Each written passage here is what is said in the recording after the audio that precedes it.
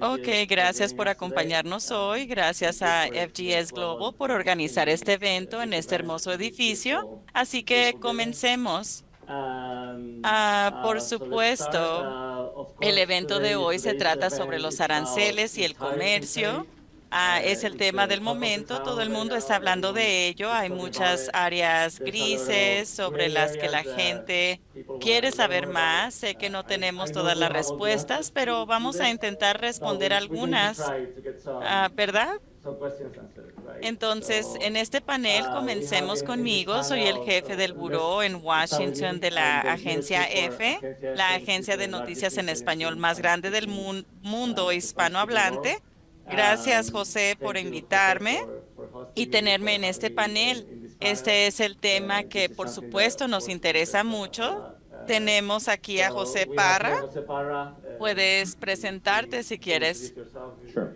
Well, Bueno, first of all, thank antes you all que for nada, coming. gracias a todos por venir. I'm Soy Jose Parra. José I head Parra, FGS Próspero, dirijo which is FGS Próspero, the que es la Hispanic división del mercado market division hispano of de FGS Global. FGS Global. And Nos we integramos con integrated with FGS FGS en el in 2023. Antes 2023. de Before eso that, tenía mi I had propia my own firm, firma, Próspero Próspero Latino. And Latino, y before that, antes I de served eso as fui senior asesor aide principal to del líder de la Senator mayoría Harry del Reid. Senado, I Harry spent Reid. 7 years in the Trabajé Hill, 7 años and I en el started my career Capitolio as y a comencé reporter mi carrera como in the reportero South Florida en el area with sur de la Sun Sentinel and Florida Miami con Herald el way back Sun when the 2008 Sentinel Southwest y en el took Miami place, Herald, allá por la época del which some of you may reencuentro remember electoral en or el año may not. 2000, que algunos recordarán y otros tal vez no. And thank you Gracias a all for todos por coming. I venir. appreciate Agradezco the la panelists. participación de David, los thank you so much panelistas. for making David, the time muchas for this. gracias por tu Sarah, tiempo. Sarah es una an experta expert en la especially relación on con China on the relationship with y China todas las and all the dinámicas que dynamics we're hablaremos seeing there. ahora. Y por And of supuesto, course, Matt Matis Kaiser, Kaiser, quien who tiene un has punto de a vista muy very interesante interesting point of desde view la from the Unión EU. Europea. And De hecho, as a matter trabajó of en fact, he worked in Bundestag, the el Bundestag Parlamento and the alemán. German Parliament. Así que esperamos que And sea un panel we muy look forward to a very interesante. interesting No sé panel. I si don't know whether we'll tendremos have all todas the las answers, so respuestas, pero definitely las tackle them. abordaremos. Sí, ese es el objetivo. Tenemos aproximadamente 1 hora y media para este panel.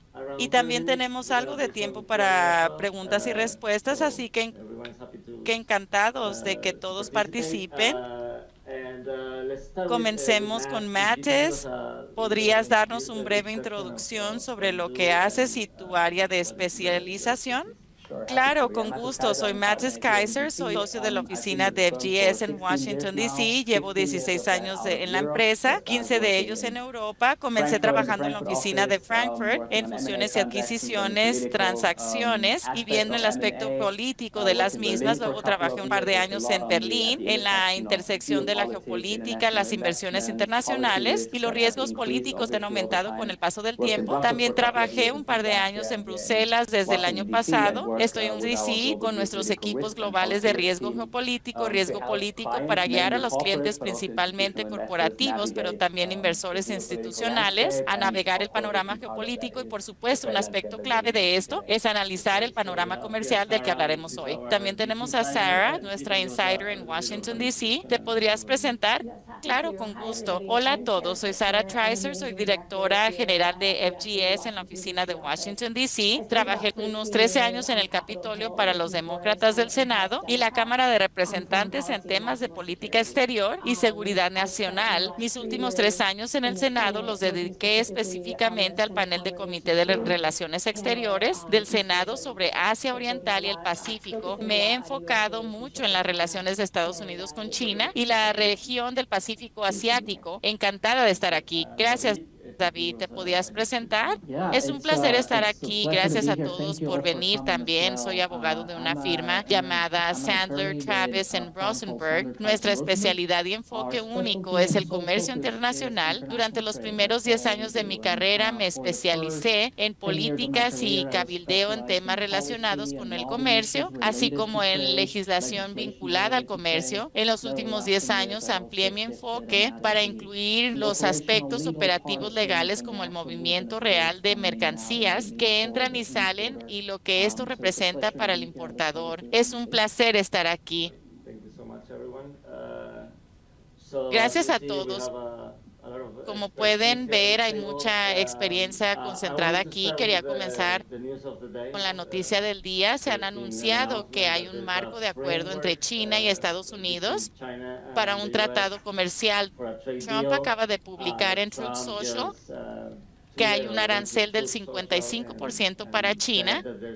También hay un acuerdo sobre tierras raras, que son un componente muy importante para todos los sectores industriales clave en este momento,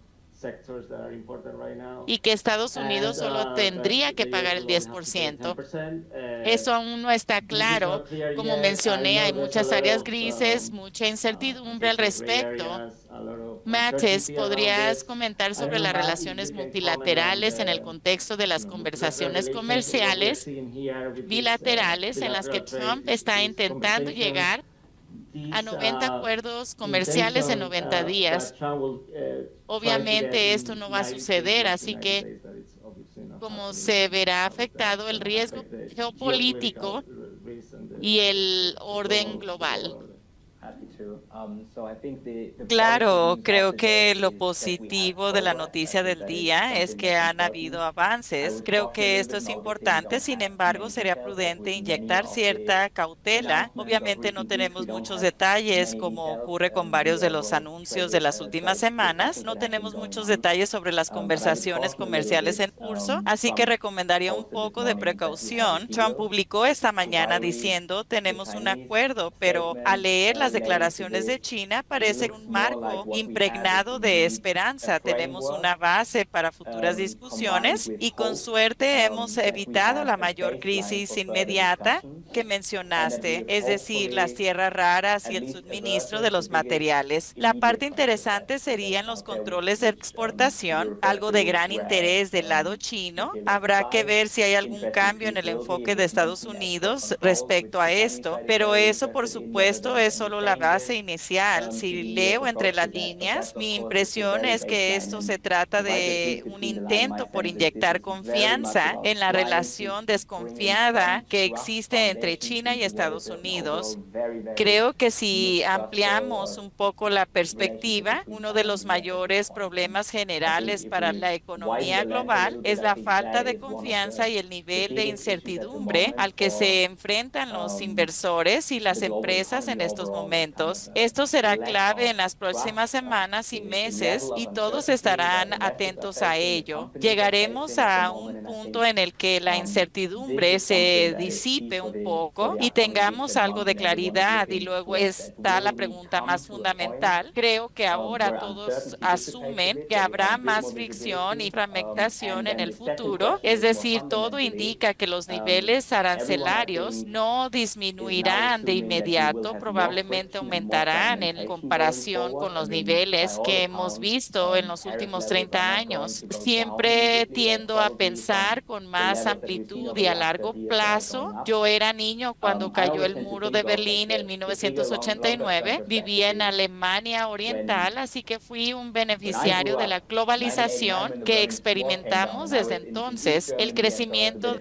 global desde 1989 ha sido mayor que cualquier crecimiento del PIB que hayamos tenido en la historia. Si lo traducimos a los números financieros, el índice S&P 500 creció a un 3.800% desde 1989. Ahora bien, todos sabemos que no ha habido una distribución económica equitativa, lo que explica la reacción negativa y por qué existe este deseo y mandato de los votantes, no solo en Estados Unidos, sino también en otras economías, de cambiar algunas de las dinámicas comerciales y reequilibrarlas. Pero no olvidemos que en general hemos vivido una era tremendamente positiva, así que la pregunta es, ¿hacia dónde vamos? ¿Cuál será el nuevo nivel de base? ¿Habrá cambios y habrá más fricciones, ya que la competencia geopolítica claramente está afectando la toma de decisiones entre los gobiernos? Así que vuelvo a preguntar, ¿cuál será el próximo nivel base? ¿Será un nivel que ayude a economías en Estados Unidos, Europa y otras a relocalizar parte de la producción, asegurar más de la base industrial en casa, pero esto tendrá un costo en una última instancia, así que ¿qué tan alto será este costo y cuál será este nuevo equilibrio? Entonces, Sara, has trabajado con el Congreso por más de 10 años en el tema de política exterior y cómo el comercio afecta a la política exterior. ¿Podrías hablarnos un poco sobre lo que piensas serán los próximos pasos en este ir y venir entre China y Estados Unidos? Si pudieras comentar cómo tanto en Beijing como Washington están vendiendo esto como una victoria y cómo estos dos hombres fuertes intentan dar ese mensaje en sus respectivos países.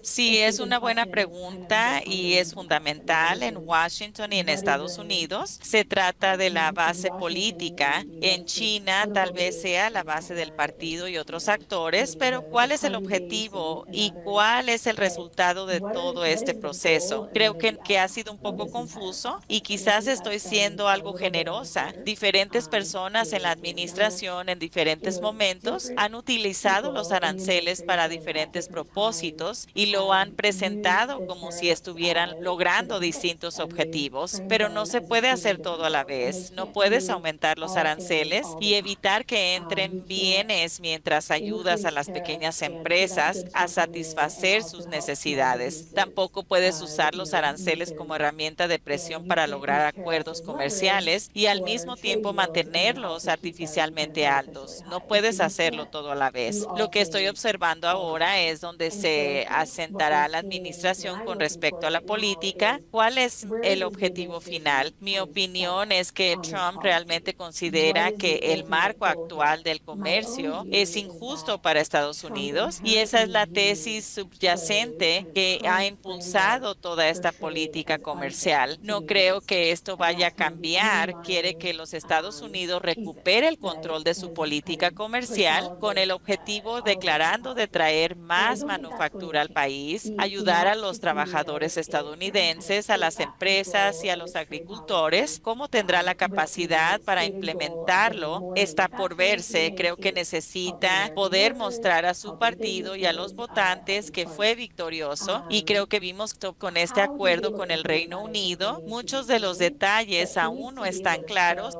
Aparte de lo que acordaron, ya está en el proceso y no necesariamente era nuevo, pero él pudo demostrar que ambas partes llegaron a la mesa y que logró una victoria a través de la política y creo que esto busca hacer. Entonces ahora sí posiciona el acuerdo con China como una victoria para Estados Unidos, como una victoria para su partido, como una victoria para su base. Creo que estará muy satisfecho, pero esto satisface a Peter Navarro, su asesor comercial en la Casa Blanca. Esto satisface a Howard Lutnick, el secretario del Comercio, que tiene una postura dura respecto a China. No lo sé, tal vez no importe, porque en realidad solo hay una audiencia en Estados Unidos y esa es Trump. Es quien toma las decisiones y como dijo en Truth Social, si el presidente Xi y yo estamos de acuerdo, entonces el acuerdo está hecho. No importa lo que piensen los demás. Él está influido por factores externos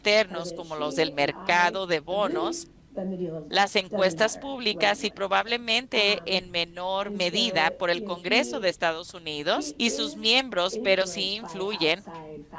Así que creo que necesitamos prestar atención a los indicadores económicos en Estados Unidos durante los próximos días y semanas. ¿Cómo se ven las encuestas? ¿Cuánta disposición hay en el Congreso para tolerar la volatilidad reciente? Y de cara a las próximas elecciones, que serán en noviembre del 2026, que están escuchando los miembros del Congreso sobre la política comercial de la boca de sus comunidades y sus propios electores. Hasta ahora, la base del apoyo de Trump ve muy favorable todo lo que ha estado haciendo y si eso se mantiene, creo que veremos su disposición a resistir los altibajos. También continuará firme.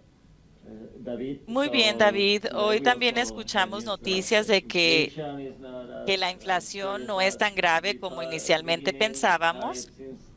Los aranceles parecen no afectar tanto los precios como la planificación a mediano y largo plazo de las empresas o los clientes en Washington, D.C., considerando todos estos cambios en las políticas. Sí, es un momento realmente divertido para ser asesor y abogado en temas arancelarios. Y por divertido me refiero que casi no veo a mi familia y paso 20 horas al día encerrado en la oficina. Diré que aún no conocemos a profundidad el impacto arancelario, partiendo del hecho de que al menos desde la perspectiva comercial, y veamos primero los datos comerciales antes de hablar de las estrategias de importación. Los datos actuales que tenemos tienen un retraso de aproximadamente 2 meses. Lo mejor que tenemos al momento son los datos de abril, que ya están sesgados porque en marzo hubo un gran impulso para ingresar productos de Estados Unidos. Por tanto, hubo un aumento de las importaciones antes del día de la liberación y luego en abril hubo una disminución en importaciones de alrededor de un 12% en promedio en comparación con lo que estaban entrando, al menos en lo que respecta a los números de América Latina y sus cifras de marzo, pero nuevamente las cifras de marzo ya estaban infladas desde el principio, por lo que todavía no parece que quedará claro si el déficit comercial disminuya o si era muy alto para empezar. Ese panorama macroeconómico sigue siendo difuso, pero el nivel de los importadores, quienes tratan de reducir costos analizando cosas que antes nunca consideraban. Por ejemplo, muchos productos electrónicos estaban libres de aranceles hasta el día de la liberación. Los importadores realmente no se preocupaban mucho por la clasificación. Va aquí, va allá. No importaba porque estaba libre de aranceles. Si un producto se producía en 3 países diferentes, a los importadores no les preocupaba el verdadero país de origen para declarar en aduanas porque no importaba. Claro, generalmente podría venir de China, pero ahora los importadores y las empresas realmente no están invirtiendo en el comprender todo lo que hay en el producto y cómo se fabrica. Necesitan saber qué determina el origen del producto. Por ejemplo, si se trata de un cepillo de dientes y el mango de la cabeza del cepillo se fabrica en diferentes países, ¿cuál es el verdadero origen de este producto? Y si tiene un motor que se fabrica en un tercer país, ¿a dónde pertenece? Así que muchas de las conversaciones a este nivel son minuciosos, centrándose en los detalles del producto. Todo gira en torno de la cadena de suministro del producto. También se trata de la valoración del producto. Estados Unidos tiene ciertas reglas de valorización para las importaciones que son un poco diferentes a las de otros países, así que ¿cómo podemos utilizarlas de la mejor manera y a nuestro favor? Y claro, empiezas a planificar para una cosa y el día siguiente todo cambia. Hablemos, por ejemplo, de los aranceles cambiantes sobre el acero. Arancel del 25% la semana pasada. Las empresas hicieron arreglos e intentaron reducir el impacto lo más posible. Y luego, de repente, hace unos 4 días, hubo un revés y la administración Trump dijo, en realidad, ahora pagarás un arancel del 50% para algunos de estos productos. Sin embargo, lo pagarás sobre la parte del acero o aluminio y luego el arancel recíproco se aplica a la parte restante. Estamos en un mundo nuevo y en realidad para muchas empresas es positivo pagar un arancel más alto sobre la parte de acero o el aluminio porque solo tienen que declarar el valor de lo que se pagó al vendedor de acero. Así que si compré acero en una empresa A y fabrico con él, ahora no tengo que declarar el valor de mi producto terminado y pagar 50% sobre eso. Puedo declarar el valor de acero que compré antes de transformarlo en algo más y aunque el arancel del 50% se pague sobre la materia prima y en este momento el arancel recíproco es de 10%, así que las conversaciones van de un lado a otro. Es un baile complejo que las empresas hacen diariamente para intentar predecir y reaccionar a lo que está sucediendo ahora mismo. En cuanto a predicciones, es imposible hacer una. afuera. Como acabamos de ver esta mañana, ahora hay un acuerdo. ¿Qué significa esto para China? Es realmente imposible predecirlo. Hay mucha preocupación sobre lo que va a pasar el 9 de julio en cuanto a los posibles aumentos, en cuanto a qué países están negociando, cuáles países latinoamericanos participan o no de las negociaciones, cuáles son los buenos y no tan buenos, y qué está pasando con las otras investigaciones anunciadas, como un supuesto arancel a los países que compren petróleo en Venezuela, pero no se ha implementado. Hay una investigación sobre cobre, hay otra investigación sobre los minerales críticos que podría resultar en aranceles, así que todo es muy incierto. Solo puedes reaccionar a lo que sabes hoy y luego llevarlo día tras día. Muy bien, mencionaste este nuevo mundo donde las cosas cambian cada día. José, tienes mucha experiencia en la formulación de políticas de Estados Unidos a lo largo de varias décadas. ¿Podrías comentar sobre este nuevo mundo en el que vamos al Truth Social para entender qué va a pasar con algo tan impactante y relevante como la política arancelaria y comercial, y lo difícil que es para las personas darle sentido a este tema? Sí, como ves el proceso de toma de decisiones en Estados Unidos ha sufrido un cambio de paradigma, y no solo desde noviembre o incluso desde el 2016. Ha ido evolucionando, obviamente, como dijo David. Muchas de estas decisiones se están tomando sobre la marcha a través de las redes sociales, como acabas de mencionar, y esto inyecta mucha más volatilidad en los mercados, en la política monetaria, en los flujos de inversión, etcétera. Lo interesante es que la realidad en Washington a menudo se malinterpreta desde afuera. Por ejemplo, hace un par de meses vi un artículo de opinión de un reconocido economista español que analizaba la política comercial de Estados Unidos. Usó un modelo económico de la década de 1940 para explicar que Estados Unidos estaba buscando expandir su hegemonía en el mundo y que había un plan concertado detrás de todo esto. El problema con este tipo de predicciones es que son muy rígidas, por más elegante que estén formuladas.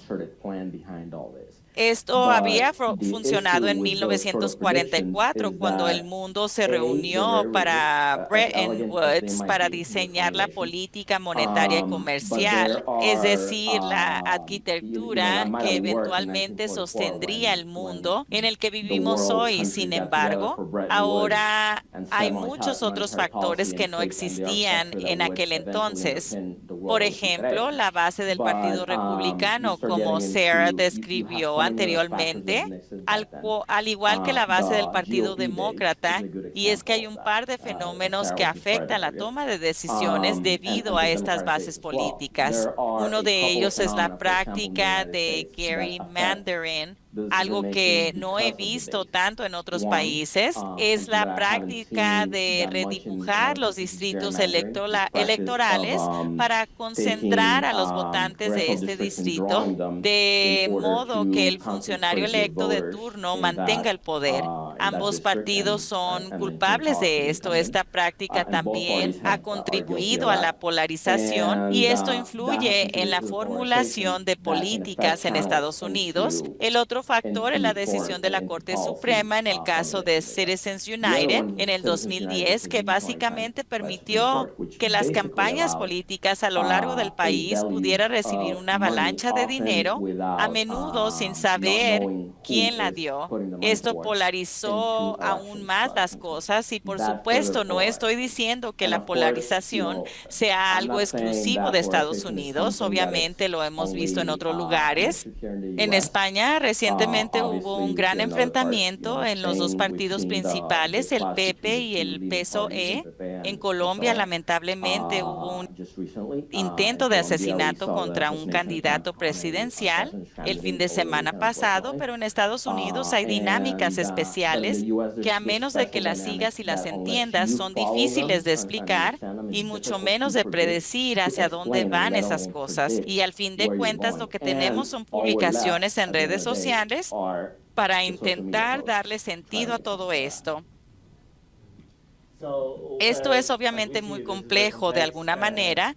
Trump está utilizando el comercio para iniciar un debate global sobre otros temas. Sé que sabes mucho sobre estas relaciones traslapadas, como la seguridad geopolítica, que también juega un papel en todo esto, y como estas alianzas tradicionales con Europa ahora están siendo desafiadas. ¿Podrías comentar sobre esto? Creo que uno de los desarrollos interesantes y relativamente nuevos en la vinculación del comercio con otras áreas no tradicionales que están relacionadas, ya sea en el fentanilo aquí en Estados Unidos, el debate sobre la inmigración o los estudiantes chinos que formaron parte del acuerdo de esta mañana. Luego, con respecto a Europa, esto se refleja bastante en su paquete de soluciones que vincula el comercio con los gastos de defensa para darle un aspecto positivo a todo esto. Diría que hay dos cosas positivas para Europa. Una es que toda la incertidumbre que trajo la administración Trump y esta sensación real de no saber hacia dónde se dirige la relación transatlántica. Los europeos necesitan organizarse tanto en materia de defensa como en pensar en dónde vendrá el crecimiento. Una de las cosas interesantes que he observado desde mudar acá recientemente es el debate sobre lo que está mal con la economía de Estados Unidos, la necesidad de reequilibrar el comercio, y además en Europa hemos tenido una discusión durante el último año con varios reporteros económicos y con una nueva comisión sobre la pérdida de competitividad de Europa. Siempre miramos a Estados Unidos y preguntamos cómo puede ser que en el momento de la crisis financiera la economía de Europa fue el mismo tamaño que la de Estados Unidos, y desde entonces la economía de Estados Unidos ha marcado el camino, mientras que la economía en Europa se ha mantenido prácticamente estancada. Así que uno de los aspectos positivos es el paquete fiscal alemán. Realmente ha revitalizado el interés de los inversores en la potencia de la economía europea en cuanto a posibles proyectos de inversiones y otros elementos relacionados como la defensa. Y en relación a lo que dijiste, se avecina la próxima cumbre de la OTAN y mi impresión es que hay variaciones dentro de Europa sobre cuánto los países están dispuestos a asumir, pero en general, dado donde vivimos, Europa podría alcanzar la tasa de 2%. Parece que tenemos un consenso bastante consistente en torno a 3.5%, y luego se suman los elementos no directamente vinculados a la defensa que elevan esta cifra al 5%. Creo que esto es algo que beneficiaría a la economía general, creará algo de crecimiento, pero también es muy necesario. Además, hay un consenso creciente, aún no unánime, entre las poblaciones europeas sobre los beneficios del aumento del gasto fiscal y de defensa. Muy bien. Quiero volver a hablar de China, esta visión que parece tener Trump de posiblemente desvincularse de China, que podemos tener un mundo con al menos dos polos, Estados Unidos y sus aliados, y China con su área de influencia. Pero, por ejemplo, está Apple, una gran empresa con fuertes vínculos en China, y ahora parece imposible que esto pueda seguir siendo así. ¿Cuál es tu opinión al respecto? Es una pregunta interesante porque en muchos sentidos Trump es menos ideológico que otros miembros del Partido Republicano que han estado hablando sobre China en los últimos 5 a 10 años. Hace unos años, durante la administración Biden, los republicanos y muchos demócratas hablaban de China como la amenaza existencial para Estados Unidos desde una perspectiva económica, militar y de seguridad, y en algunos sentidos desde una perspectiva social, comercial, como vimos durante la pandemia. Nada de esto parece estar sustentado en la conversación actual, lo que es interesante porque cuando trabajé con el Comité de Relaciones Exteriores del Senado, consideramos una legislación que podría haber alterado la posición de Estados Unidos sobre Taiwán y realmente vimos una amenaza de China a Taiwán como una crisis existencial que podría forzar a Estados Unidos y a China hacia un conflicto militar en 5 años. Y ya no escucho esto en la discusión actual. ¿Significa eso que hay personas dentro del establecimiento militar y defensa de Estados Unidos que siguen pensando igual? Ciertamente las hay, pero al aspecto de defensa y seguridad se ha ido dejando al lado para favorecer a la competencia económica y geoestratégica a gran escala. Creo que esto muestra la independencia existente a nivel tecnológico y económico que no se ajusta a los antiguos paradigmas que teníamos sobre Estados Unidos versus China o Estados Unidos versus la Unión Soviética. Vivimos un mundo diferente, así que creo que esta idea de desvincularnos completamente de China casi no existe. Incluso cuando miras lo que dicen los asesores principales de Trump o los miembros del Congreso, están muy enfocados en sectores específicos como la inteligencia artificial, los semiconductores o tecnologías muy concretas que han sido objeto de controles de exportación. Creo que hay un enfoque más estratégico y muy centrado en la reducción de riesgos en lugar de la desvinculación completa, para usar una frase de la administración Biden. También eso en las propias declaraciones de Trump, es decir, esta mañana estaba hablando de permitir que los estudiantes chinos regresen a las universidades de Estados Unidos. Así que no creo que tenga un punto de vista ideológico sobre una desvinculación completa de China como otros en su partido. Ahora mi pregunta de cara al futuro es hacia dónde irá esto dentro del Partido Republicano y hasta cierto punto dentro del Partido Demócrata. Veremos a aquellos con actitudes más militantes hacia China dispuestos a aceptar una relación estratégica con ellos en ciertas áreas. Los controles de exportación están sobre la mesa. No sabemos si esto realmente se ha discutido en el contexto de este marco actual y creo que ahí es donde podríamos empezar a ver un poco de desacuerdo por parte de algunos miembros republicanos. Sin embargo, parece que será en los márgenes y que se ha creado mucho espacio para negociar dentro de este marco. No veo que esto cause una gran división en el partido en el corto plazo, pero creo que será interesante ver cómo los miembros del Congreso y otros en el establecimiento republicano con actitudes más militantes ven este marco y si están dispuestos a trabajar con él en el futuro. Estamos cortos en tiempo, pero quería tocar el tema del acuerdo comercial entre México y América del Norte, que es súper importante.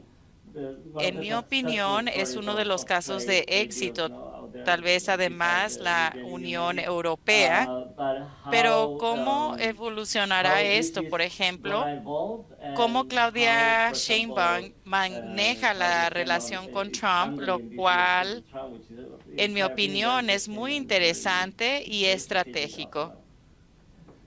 El TEDMEC es el mejor acuerdo comercial que el presidente Trump logró hasta que dijo que no lo era. Es muy extraño que estemos en nuestra situación. He estado trabajando en acuerdos comerciales desde el 2005, observando el cabildeo y la ratificación final de los acuerdos, como los de Corea, Colombia, Perú y Panamá. Siempre hubo tanta tensión para lograr que estos acuerdos fueran ratificados. En cuanto a los temas laborales o ambientales versus temas de libre comercio y, por supuesto, la negociación del propio acuerdo en los temas como propiedad intelectual y acceso y mercados específicos. El TECMEC se aprobó con un gran apoyo bipartidista, lo cual fue maravilloso, y se suponía que iba a sentar las bases para nuestra relación comercial en el futuro, pero como mencionó Sarah, el presidente Trump no tiene un apego particular a una política o a un acuerdo legal si este se interpone con otra meta. El TMEC es el acuerdo comercial más importante que tiene México. Estados Unidos es la relación comercial bilateral más importante para México en términos de importaciones estadounidenses hacia la región latinoamericana.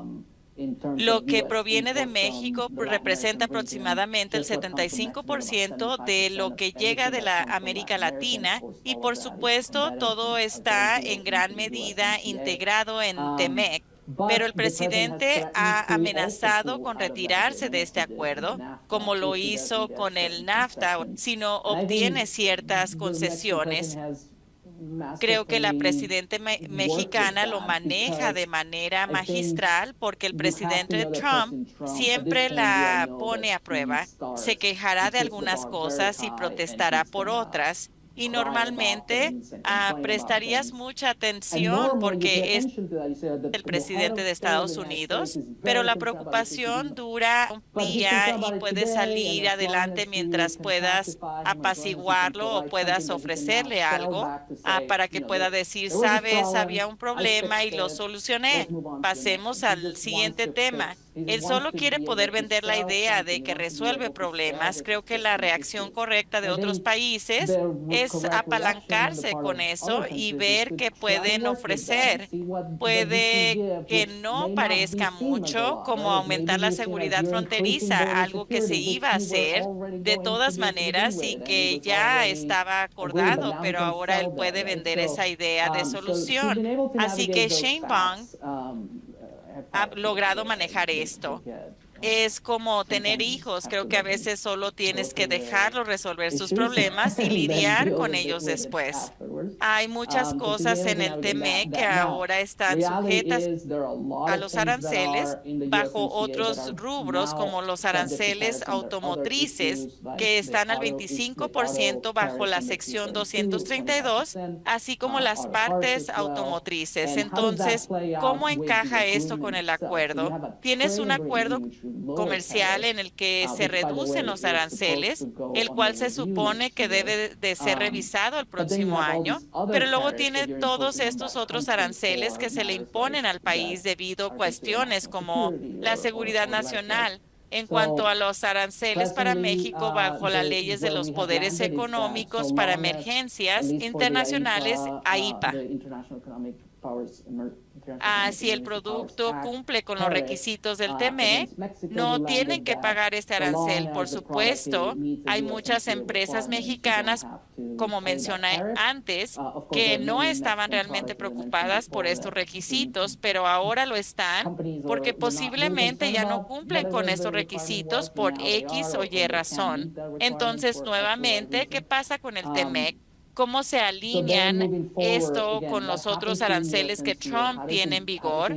Podemos vincular al presidente Trump a este acuerdo de modo de que todo lo que necesita resolverse dentro de la relación comercial con México o Canadá, en este caso, se maneje dentro del marco de este acuerdo o siempre va a ser volátil y siempre tendremos que vivir con eso para tener algo de estabilidad a través de lo que está incorporado en el TEMEC. Nuevamente es un tema muy urgente ya que el TEMEC será revisado el próximo año y por supuesto en cualquier momento Trump podría molestarse por algo y la presidenta Sheinbaum tendría que intervenir para calmar las aguas. Parece que muchas veces está molesto por el tema de la inmigración. Decimos que esto no es ideológico, pero parece ser ideológico cuando se trata de inmigración. Y supongo que es una estrategia para utilizar estos poderes de emergencia que está empleando para hacer política. ¿Podrías comenzar sobre eso también antes de pasar a las conclusiones finales? Antes de eso, me gustaría profundizar un poco más de lo que David acaba de decir y en tu pregunta sobre la presidenta de México. De hecho, ha sido un baile magistral porque, como mencionó Sara anteriormente, la personalidad es un factor determinante más que en cualquier momento del pasado para cualquier tipo de negociación multilateral o bilateral para la cooperación entre países. Debemos recordar que ella está caminando sobre una cuerda floja. Dado al sentimiento nacionalista en México, es tan fuerte como en Estados Unidos. Muchas personas en México aún no olvidan la guerra México-estadounidense, en la que perdieron más de la mitad de su territorio. Así que ella tiene que demostrar que está defendiendo los intereses de México, mientras se asegura de no antagonizar innecesariamente a Trump. Y esto se pone a prueba cada día hablando de inmigración. Justo en este fin de semana, Kristi Noem dijo que el gobierno mexicano estaba alentando las protestas en Los Ángeles.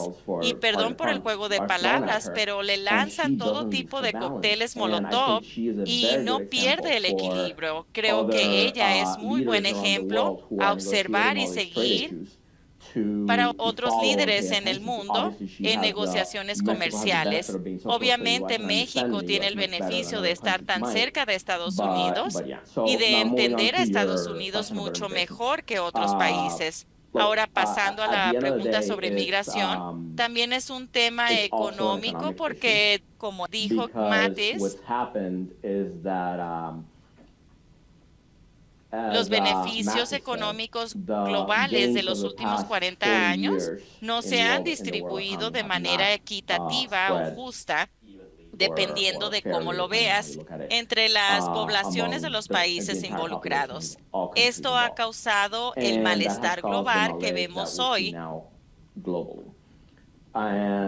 En ese tipo de entorno es muy difícil proyectar la culpa o el costo del problema en los inmigrantes y en el otro. Es una reacción muy humana proyectar sentimientos sobre los demás, especialmente cuando son negativos.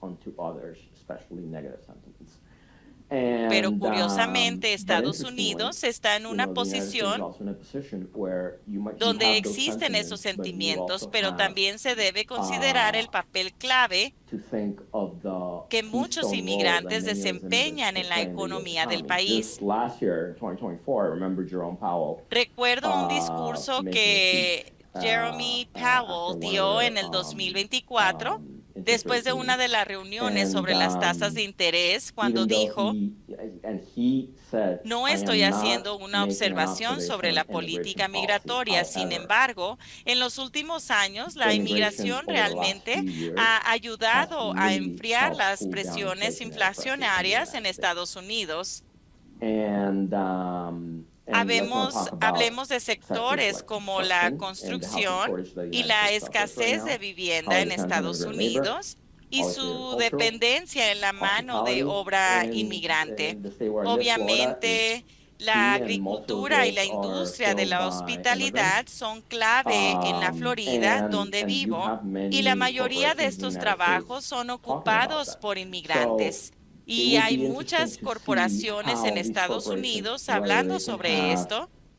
Será interesante si pueden convencer a la administración sobre el importante papel que juega la inmigración en Estados Unidos y equilibrar esto con el sentimiento humano crudo que se manifiesta entre la base para formular una política migratoria que beneficie tanto a Estados Unidos como a su base. Como mencionaste, la resiliencia que está mostrando la economía de Estados Unidos es en parte de los inmigrantes.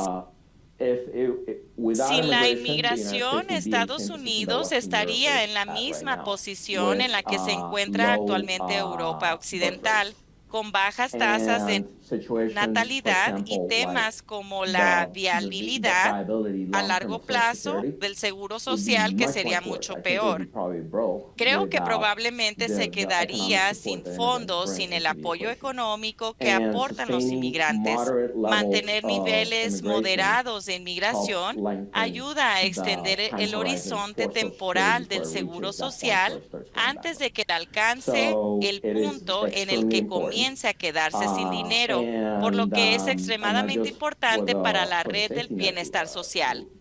En este momento estamos viendo que el movimiento económico se está desacelerando significativamente en las muchas comunidades de Estados Unidos debido a las políticas de inmigración. La gente no quiere ir al supermercado, no quiere salir, no quiere ir al cine, prefiere quedarse en casa lo más posible. Y estas personas son una parte importante de la base de consumidores de Estados Unidos, especialmente en estados como Texas, California y Florida. Sin ellos, la producción económica se reduce no solo por los servicios y trabajos que realizan, sino también por el dinero que gastan y las contribuciones tributarias que hacen.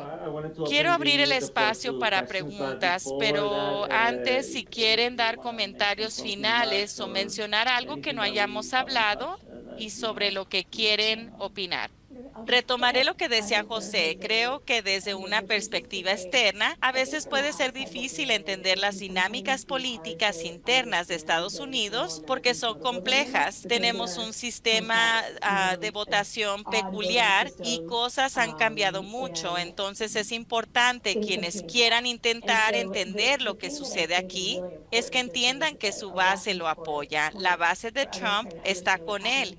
Él es increíblemente popular entre los republicanos y para nada popular entre los demócratas. Así que, como decía José, estamos muy polarizados. Él basó su campaña en los aranceles y ahora está tratando de implementarlos. Y cada vez que pierde un caso en la corte, solo demuestra que está luchando contra el sistema, lo cual simplemente alimenta aún más a su base. Incluso he hablado con europeos y latinoamericanos que dicen, ¿cómo es posible que los estadounidenses sigan apoyando esto? Es tan volátil, está perjudicando a los negocios, pero muchos estadounidenses sienten que fueron dejados de lado, que los beneficios de los últimos 25 a 30 años no lo incluyen y por eso están dispuestos a tolerarlo. Puede que no les gusten las tácticas, no les gusten las palabras que Trump use o la forma en la que transmite su mensaje, pero están dispuestos a soportarlo porque en el fondo piensan que está luchando por ellos y él se está enfrentando a un sistema que no los han apoyado ni beneficiado. Esto lo sustenta toda esta política y proceso. Lo que observo como alguien interesado en la política estadounidense es cómo esto se traduce en las perspectivas electorales para los miembros de su propio partido en los próximos 12 meses. Empezaremos a ver a los demócratas de la Cámara realmente atacar a sus contrapartes republicanas sobre algunas de estas políticas que veremos en algunas de estas campañas en lo que llamamos los distritos púrpura, que ahora son muy pocos y están dispersos. Son distritos muy importantes porque Trump solo tiene una mayoría de 3 escaños en la Cámara y solo son poco más del Senado. Si empezamos a ver alguna de estas críticas enfatizadas en las campañas electorales, será interesante observar cómo modera lo que está haciendo. Si esto es lo que hace, él no está postulado nuevamente y no creo de que esté muy preocupado por las perspectivas electorales de algunos de los miembros de su propio partido, mientras que otros líderes republicanos ciertamente sí lo están, por lo que hay otra dinámica entre el liderazgo del Congreso, pero ya sabes, Trump está aquí haciendo lo que dijo que iba a hacer. Llevo esto un paso más allá desde la perspectiva de los líderes y negocios extranjeros que intentan entender cómo navegar esta situación. No puedo enfatizar lo suficiente la importancia de construir y cultivar coaliciones dentro de Estados Unidos, especialmente dentro de estos sectores que Sarah acaba de mencionar. Por ejemplo, los productores de vino de España en Ribera del Duero obviamente están muy preocupados y el sentido común te diría que los productores de California están mejor posicionados, pero luego cuando ves que todo el corcho que importan provienen de España y Portugal y las botellas vienen de México y Canadá, no es tan así. Entonces, entender estas dinámicas y colaborar con estas personas podría ser muy útil. En términos de importaciones en general, mira los estados conservadores con costas como Carolina del Sur, Florida y Texas. si los productores de flores en Colombia pueden captar la atención de las cámaras de comercio en Carolina del Sur, que están prestando mucha atención a los flujos de tráfico en el puerto de Charleston. Esto eventualmente llega a Lindsey Graham, que podría interceder a favor de estos productores ante la administración. Y luego está el mensaje, mientras estas partes interesadas fuera de Estados Unidos puedan comunicar su mensaje desde el punto de vista America First o América Primero, que está utilizando en este momento, y proyectar su posición como beneficiosa para este argumento de America First. Deberían hacerlo. Recomendaría a esas personas que analicen de cerca, formen alianzas o, si no pueden, busquen a quienes puedan ayudarlos a crear esas alianzas y establecer esas conexiones.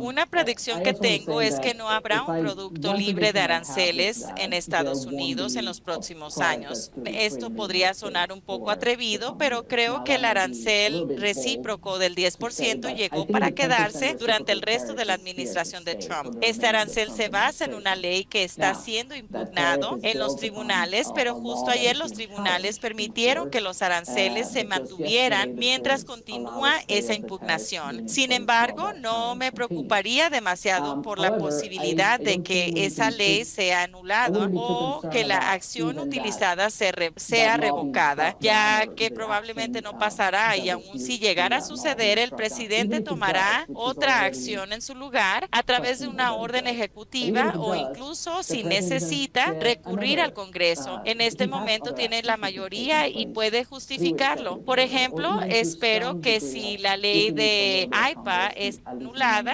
el avance con la sección 122, que le permite aumentar los aranceles hasta un 15% por al menos 150 días. Pero el Congreso puede extenderlo y también puede bajar los aranceles un día, pero volver a subirlos al día siguiente por otros 150 días y decir: desafíenme en los tribunales si creen que esa no es la forma en la que se supone que se debe de aplicar la ley. Entonces, el punto es que le gustan los aranceles, como hemos estado diciendo. Es un mensaje contradictorio que haga un acuerdo comercial a la vez que promueva la manufactura en Estados Unidos, pero creo que la forma en que va a reconciliar esto, estableciendo un arancel base para todos. No habrá una entrada libre de aranceles a Estados Unidos si es que así no le gusta el arancel fabricado en Estados Unidos. Ahora bien, nuevamente es posible de que no llegue a ser tan alto o tan intenso como se supone que debe de ser de esas tasas recíprocas, ya que están destinadas a ser negociadas. Sin embargo, creo que será muy poco probable que veamos entrada libre de aranceles a Estados Unidos en los próximos años. Muchas gracias. Abramos el piso para preguntas. Por favor, indiquen su nombre y organización si desean hacer una pregunta.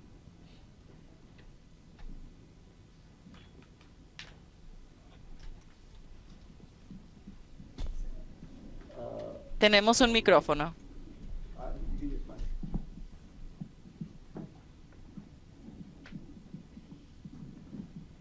Hola, soy Diana Marrero, jefa de alianzas de la entrevista Foreign Policy. Trabajamos con muchos clientes en temas de liderazgo y opinión muy similar a lo que ustedes hacen, y tenían curiosidad si podían levantar un poco el velo y contarnos más sobre cómo sus clientes están navegando las declaraciones públicas y sus estrategias de comunicación. Esto ha cambiado en los últimos meses. Hemos comenzado a notar que algunas personas están un poco más dispuestas a hablar, solo que tengo curiosidad por saber cómo están viendo estas dinámicas como profesionales de la comunicación y asuntos públicos.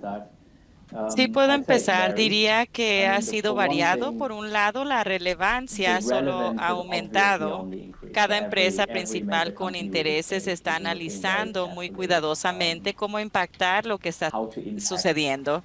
sí puedes impactarlo y luego cuál es la estrategia de comunicación para esto. Es interesante, acabamos de salir de la temporada de resultados financieros, ¿verdad? Seguimos temas geopolíticos y de políticas y que usualmente tal vez entre 10 y el 15% de las llamadas sobre resultados mencionaban los aranceles y ahora por primera vez prácticamente todas las llamadas tenían preguntas sobre aranceles. ¿Cómo navegas eso? ¿Cuál es tu posición? ¿Cuál es la opinión sobre la postura del gobierno de Estados Unidos? Así que ha sido un aspecto complicado de manejar desde una perspectiva de comunicaciones corporativas. Algunos clientes fueron muy francos, otros buscan entrelazar su narrativa política en este contexto, pero respecto al punto que acabas de mencionar, es cómo hacer que esto se integre a la narrativa para llamar la atención de esta administración, cómo encaja con la narrativa de America First. Lo que he observado y lo que hemos estado aconsejando a los clientes es que todo se reduce al crecimiento. Esta administración, como creo que debería de ser para cualquier administración, pero en esta en particular, quiere tener una victoria. Esto puede ser un acuerdo comercial, pero en 1 o 2 años también veremos el resultado de todo esto. La pregunta será si la economía de Estados Unidos está creciendo. Ahora sabemos que la administración de Trump también presta atención a esto desde una perspectiva de mercado, así que hay consecuencias muy reales y esas consecuencias también importan para las empresas. La mayoría de las conversaciones que veo es hasta qué punto las empresas pueden integrar sus perspectivas en términos de crecimiento e inversiones de Estados Unidos al futuro y para atraer inversiones. Y luego respecto a lo que decías, hay empresas, especialmente aquellas con fundadores que están más dispuestas a expresarse y tomar alguna posición política. Sin embargo, mi impresión general sería que las empresas que cotizan en la bolsa al menos están muy enfocadas y creo que deberían estarlo en asegurarse que sus posturas estén alineadas con los intereses que buscan, como los comunican para conectar con la administración. Sí, y conocer a estas audiencias aquí en Estados Unidos, nuevamente me refiero a que las empresas extranjeras conozcan a estas audiencias. Como dijo Sarah, estamos hablando de una audiencia de uno, que es Donald Trump, pero él presta atención, es ávido consumidor de los medios, tanto de redes sociales como de televisión por cable. Si lo escucha de su base, prestará atención a ello. Y como dije, guiar a los clientes a través de ese proceso puede ayudarlos a posicionar su empresa. Otro aspecto de esto es que estamos ayudando a nuestros clientes a pensar a largo plazo y no reaccionar únicamente al entorno actual sin considerar las repercusiones al futuro. Como ya hemos hablado, hay una elección en 16 meses, las dinámicas políticas en Washington pueden cambiar, por lo que queremos ayudar a nuestros clientes a resistir cualquier volatilidad y cualquier cambio en estas dinámicas. Así que no hagan ajustes demasiado drásticos. Mantengan su estabilidad, apéguense a sus valores y a su misión, a la vez que estén conscientes de lo que sucede aquí en DC.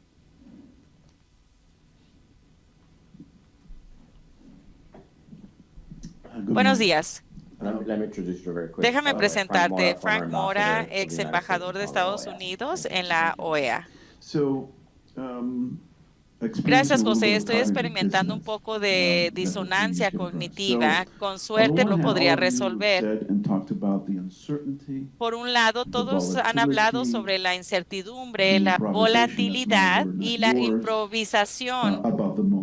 Esa es mi palabra, no la de ustedes, y es muy difícil planificar a largo y corto plazo.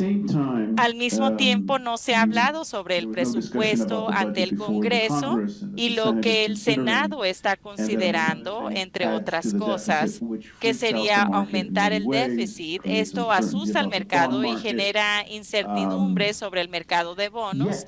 Sin embargo, ves el mercado, ves a los inversores, ves a las empresas invirtiendo y funcionando. En muchos sentidos les está yendo bastante bien en este entorno particular, 1 o 2 semanas después del día de la liberación. Luego escuchas a economistas, al Banco Mundial decir que el crecimiento global va a bajar del 2.6% al 1.4%. Esto incluye la economía de Estados Unidos. No soy un inversor, pero los indicadores y el entorno asustan un poco. Sin embargo, las empresas no parecen estar muy preocupadas por esto. Siguen haciendo los mismos negocios y actuando igual como lo hacía antes del día de la liberación. Para el que lo quiera responder, pueden ayudarme a reconciliar esto.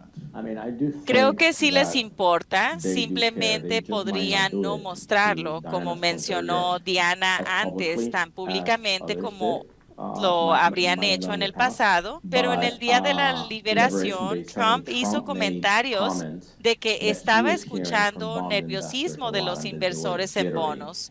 Usó esa palabra, así que estoy seguro de que esto influyó en la decisión de pausar los aranceles al día siguiente. Así que siento, y por favor corríjame si me equivoco, que también hay un alto nivel de preocupación entre los clientes. Esto simplemente como están eligiendo proyectarlo en este momento, pero parece que están ignorando al presidente, incorporan en sus proyecciones y decisiones en el mercado y en otros rubros en que el presidente toma una posición máxima para retroceder. Y por lo tanto, no hay mucho de qué preocuparse. Ciertamente la incertidumbre no es buena, pero en realidad estoy especulando.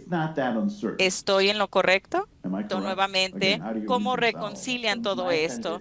Mi impresión es que hay esperanza en los mercados y están tratando de ver más allá de esto. Creo que existe esta creencia de que también habrá una regresión a la media en las políticas y que resultará en algo menos dramático en cuanto al impacto económico versus las discusiones políticas del día a día. Estoy de acuerdo con José, entre los clientes e incluyo los bancos y lees las declaraciones de Jamie Dimon y Larry Fink la semana pasada apuntan a preocupaciones generales que ven en el horizonte. Queda claro que las corporaciones están estudiando escenarios, recortando costos y pensando cómo navegar a través de esto. Hay mucha más conciencia, porque es un riesgo real y como mencionaste antes, probablemente terminemos con un resultado diferente a lo que teníamos antes de los aranceles más altos y esto tendrá un impacto. La otra salvedad que hago con los mercados, si miras el S&P, está por encima de donde estaba antes del 2 de abril, ahora ha subido un 3%, creo. Existe una gran narrativa con la inteligencia artificial que si la analizas un poco, es realmente lo que está impulsando las ganancias en este sector. Así que cuando analizas el sector por sector, ves reflejadas las implicaciones asumidas de los aranceles. Y añado que las empresas están muy reacias a reaccionar velozmente y públicamente, pero tras bastidores estamos viendo una planificación estratégica reflejado en los aranceles y también lo que podía venir en el futuro, como intentar a mover cadenas de suministro o traer más manufactura a los Estados Unidos. Sin embargo, no siempre es posible que haga un anuncio de inmediato. Aún así, creo que es un factor en la toma de decisiones corporativas. Hay otro aspecto y lo sigo repitiendo, pero hay una elección en 16 meses. Hay capacidad para sobrellevar esto si no se reacciona de forma exagerada y no se hacen correcciones excesivas para luego ver cómo se desarrollan las cosas. Añadiría que hay un punto en el que estos aranceles se vuelven restrictivos en términos de comercio, ¿verdad? Entonces, con China, lo que vimos después del 2 de abril fue algo como no podemos hacer negocios con un arancel del 125%. 25% o del 140%. De hecho, hay un montón de otros aranceles adicionales que el mercado a veces no percibe, como los aranceles de la sección 301. Por ejemplo, hay aranceles sobre agujas, guantes médicos y baterías de litio que no forman parte de la ecuación. El mercado reacciona a un arancel del 140%. No podemos hacer nada al respecto. Pero con aranceles del 50%, lo que estoy viendo es mucha resiliencia y creatividad al considerar cosas que Sara mencionó, como qué podemos fabricar en Estados Unidos, cuál es el componente esencial de esto y puedo fabricarlo en Tailandia o en Estados Unidos. Entonces habrá un punto de inflexión diferente para cada industria y empresa, pero esta idea de nivel arancelario donde el mercado diga va a encontrar la manera de navegarlo. Tal vez eso implique asumir un poco de pérdida, verlo desde una perspectiva a largo plazo, o tal vez pasen parte de este arancel al consumidor. O tal vez compartan un poco de este arancel con el fabricante, pero como esto cambia cada día y hay predicciones si el arancel del acero está en 50% o 25%, o el arancel de China es del 100% o del 55%, creo que es muy difícil de predecir si habrá crecimiento o desaceleración económica. Lo que sí veo con las empresas con lo que trabajo es mucha resiliencia y mucha creatividad. Están encontrando formas de mantenerse competitivas y en el mercado, aún con pérdidas para seguir adelante. Esto es donde estamos ahora. Es un proceso de cambio y evolución. Por lo tanto, esto aún no está reflejado en los números y las predicciones podrían estar equivocadas debido a que no se contemplan toda la creatividad que estas empresas están poniendo en práctica.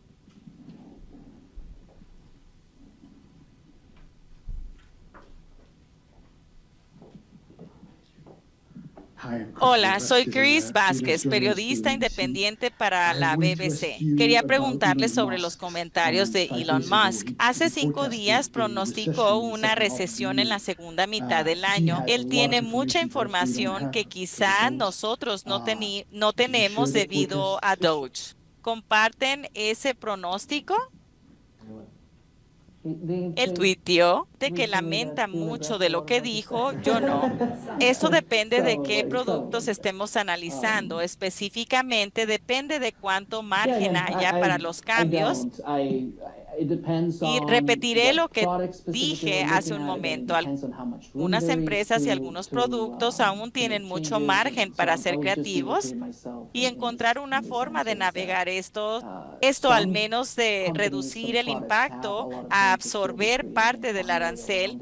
Para algunos será más difícil. Pero el objetivo final aquí, como todos sabemos, es que Trump sea quien venda la idea de que logró un acuerdo. No estoy tan convencido de que sea tan trágico.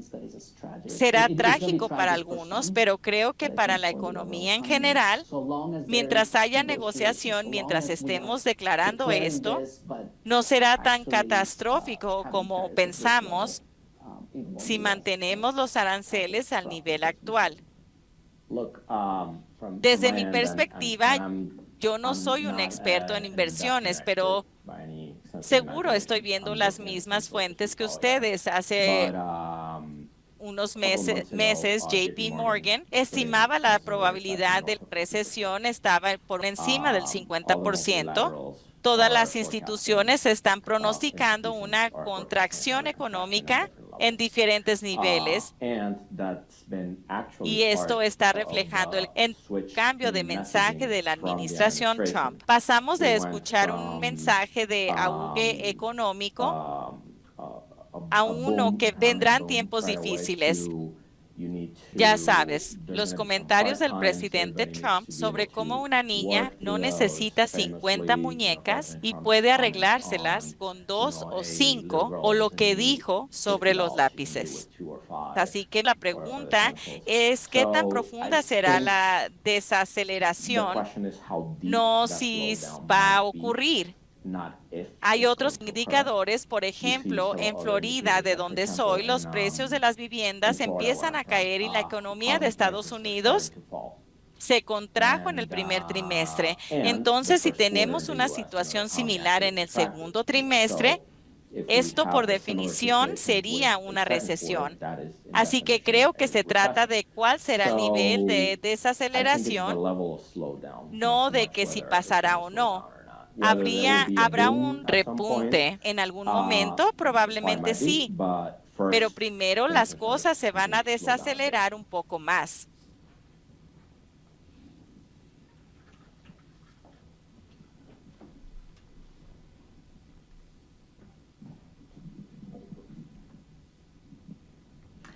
Hola, mi nombre es Celeste, de la Embajada de Brasil. Nos sentimos bastante aliviados cuando se anunciaron los aranceles recíprocos y vimos que estábamos en un 10%. La mayor parte de Latinoamérica también estaba un 10%. Sabemos que gran parte de la retórica que utiliza el presidente Trump en torno a los aranceles es que quiere relocalizar parte de la producción de Estados Unidos, pero también sabemos que no es económicamente viable. Recientemente hubo un intercambio en el Congreso con el secretario Lutnick sobre no poder construir bananos en Estados Unidos. Entonces, ¿sería esto una señal para América Latina de que hay interés de relocalizar algunas cadenas de suministro en la región? ¿Creen que esto es una declaración consciente por parte del gobierno estadounidense? Todo lo que puedo decir es que desde la perspectiva sudamericana, especialmente en la parte del sur de la región, es que tienen algunos factores favorables como los minerales raros, el triángulo de litio en Argentina, en Chile y Bolivia. Parece haber un movimiento, al menos en Chile, para asegurarse de que no solo estén proporcionando materias primas al resto del mundo, sino que realmente estén exportando algo con valor agregado. Así que me lo podría imaginar, pero nuevamente David probablemente sepa más de esas discusiones entre corporaciones y lo que podría pensar la administración.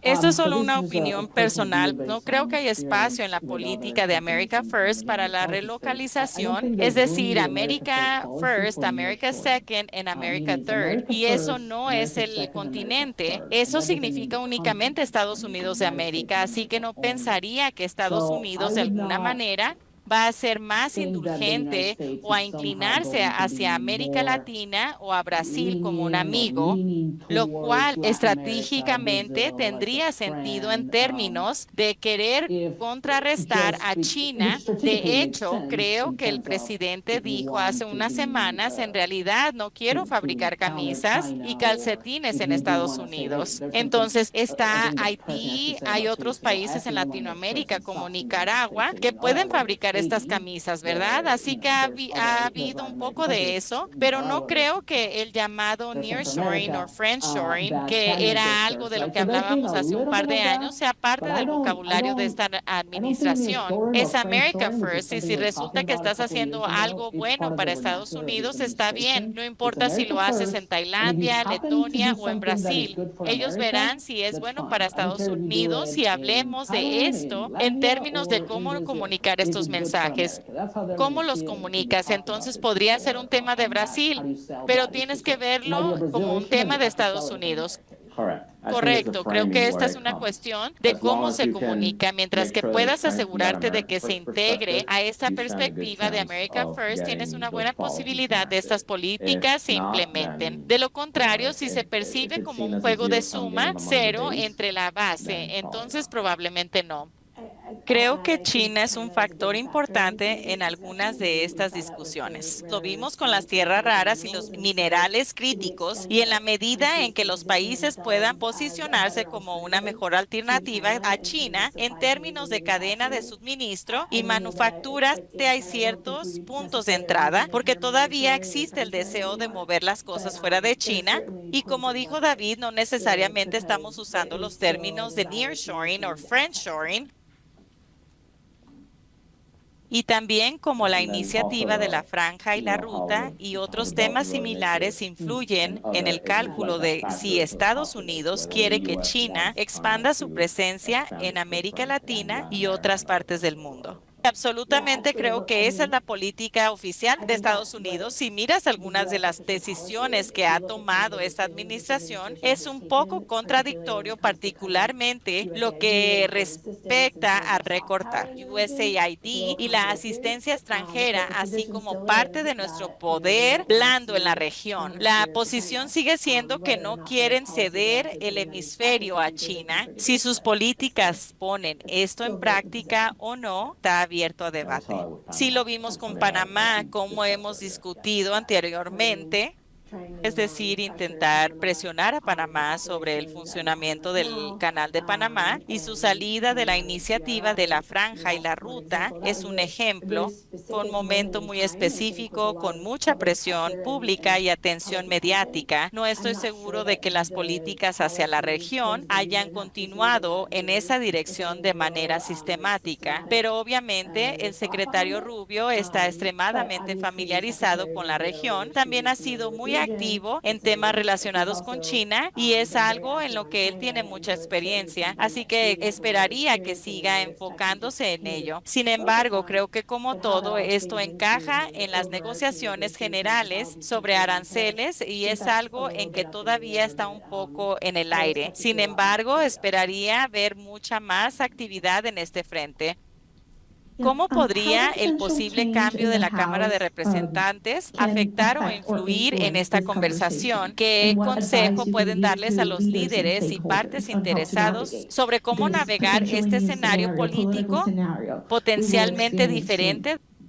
Bueno, no diría eso porque ya no me dedico a hacer predicciones cuando se trata de la política estadounidense, pero ciertamente es posible que el control de la Cámara de Representantes o del Senado cambie después de las próximas elecciones. Estados Unidos es un sistema bipartidista y cualquiera que quiera influir en Washington, D.C. necesita construir relaciones con ambos partidos, independientemente de quién esté en el poder, porque las cosas que pueden cambiar rápidamente. Y el partido minoritario tiene algo de poder aquí, aunque eso no parezca ser cierto en estos momentos por lo que vemos pasar día a día. Creo que lo más importante que podría pasar si los demócratas recuperan el control de ambas cámaras es llevar a cabo investigaciones sobre la administración. Actualmente no absolutamente ninguna supervisión por parte del Congreso en lo que respecta a las acciones de la administración y esperaría que esto cambie rápidamente y con bastante profundidad si los demócratas vuelven a controlar la Cámara o el Senado. También afectaría su capacidad para aprobar legislación. Actualmente están trabajando en un proyecto de ley para reconciliar el presupuesto. No entraré en todos los detalles porque eso es realmente complejo, pero es una forma en la que el partido mayoritario puede evitar que el partido minoritario pueda influir en la legislación en el Senado. Si logran aprobarlo y hay quienes que creen que sí se logrará, se están quedando sin tiempo. Si los demócratas recuperan el poder, este mecanismo ya no estaría disponible para el presidente, por lo que tendrían que trabajar a través del sistema bipartidista tradicional, algo que fue un reto para él durante su última administración. Resultó ser muy difícil para él y ahora tiene un nuevo líder republicano en el Senado, quien lleva mucho tiempo en el Congreso y es muy hábil en el proceso legislativo. Creo que el presidente de la Cámara es un poco más nuevo en materia de negociaciones, pero ha demostrado ser capaz de unir a su partido y creo que los demócratas han estado algo desorganizados desde las elecciones, pero eso también puede cambiar rápidamente si ganan y forman una nueva coalición en oposición a la administración actual. Esperaría que lleven a cabo esa supervisión para detener la agenda del presidente. Además, estructuralmente el Congreso, especialmente la Cámara de Representantes, generalmente cambia del partido en las elecciones intermedias después de una elección presidencial, independientemente del partido. Yo creo que la administración está muy consciente de todo esto, de lo contrario, no incluirían todas estas políticas en este proyecto de ley de reconciliación que actualmente está en el Senado. También mostraron cierta preocupación cuando retiraron la nominación de la congresista de New York, Elise Stefanik, para ser embajadora de la ONU porque temen perder escaño en las primarias y eso afectaría su capacidad legislativa en la Cámara. Así que creo que están considerando ese escenario y tratando de lograr lo más que puedan antes del 2026. Un comentario rápido en términos de esta conversación y su enfoque en la política arancelaria y comercial.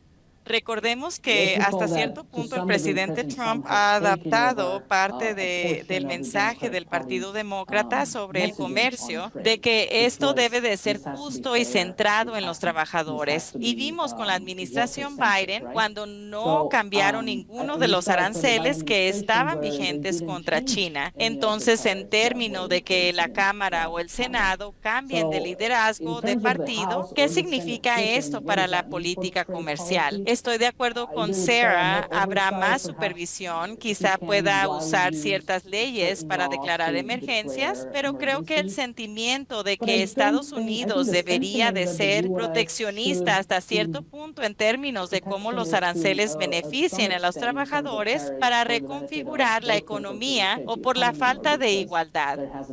Creo que esto es compartido por un núcleo importante de personas en el Partido Demócrata y el Republicano y es suficiente para decir que este cambio no es temporal, sino permanente, al menos por unas cuantas sesiones más del Congreso. Sí, estoy de acuerdo. Creo que sería interesante ver si algún esfuerzo por recuperar parte de la autoridad que el Congreso ha cedido al Poder Ejecutivo a través de la legislación. Bueno, tal vez a través de las leyes como AIPA y la ley de la política comercial, y supongo que podrían darse los demócratas retomen el control. Ya ha habido algunas propuestas, pero no veo que obtengan suficiente apoyo para ser aprobadas por ambas cámaras y luego firmadas por el presidente Trump. Muy bien, creo que se nos acaba el tiempo nuevamente. Muchas gracias a FGS por recibirnos, gracias a los asistentes y gracias a nuestros panelistas por esta conversación tan enriquecedora. Esto estará disponible en línea la próxima semana, así que podrían verlo en español y en inglés. Muchas gracias.